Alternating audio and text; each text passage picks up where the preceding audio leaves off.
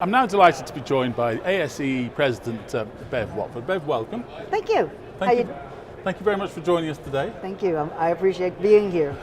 How's your year as President been? It has been interesting, I think is the best word. It's a lot of what I expected, which was a lot of representing ASEE in various venues and meetings with other organizations.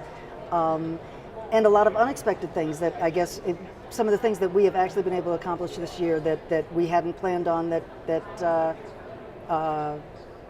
were really enjoyable, very enjoyable. Like what?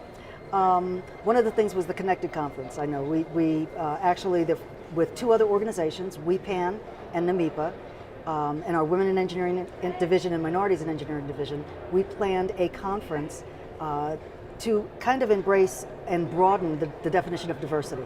Typically, we find that we have a lot of organizations that focus on race and ethnicity, organizations that focus on gender diversity, but there are other populations that are really growing within our engineering profession, people with disabilities, people from the LGBTQ community. So we tried to bring all of those people, both from those communities and those doing research about those communities in engineering, together for a conference this past April.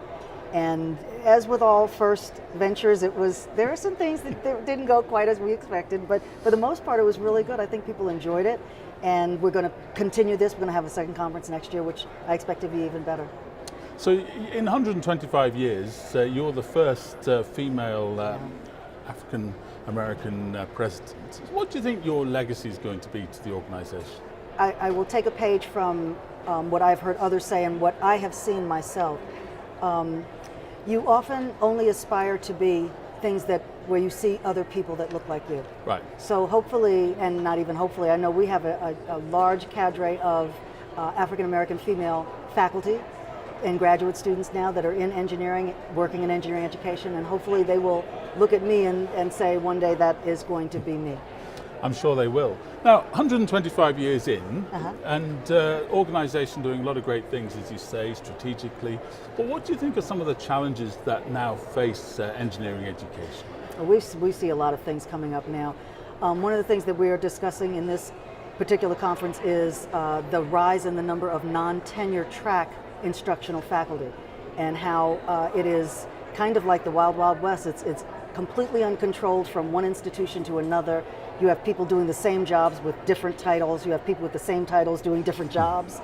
But it's a rapidly growing population because people are realizing that doing research and teaching can often be a challenging position. Right. So that population, we need to figure out how to best serve them, how to represent them within the engineering faculty.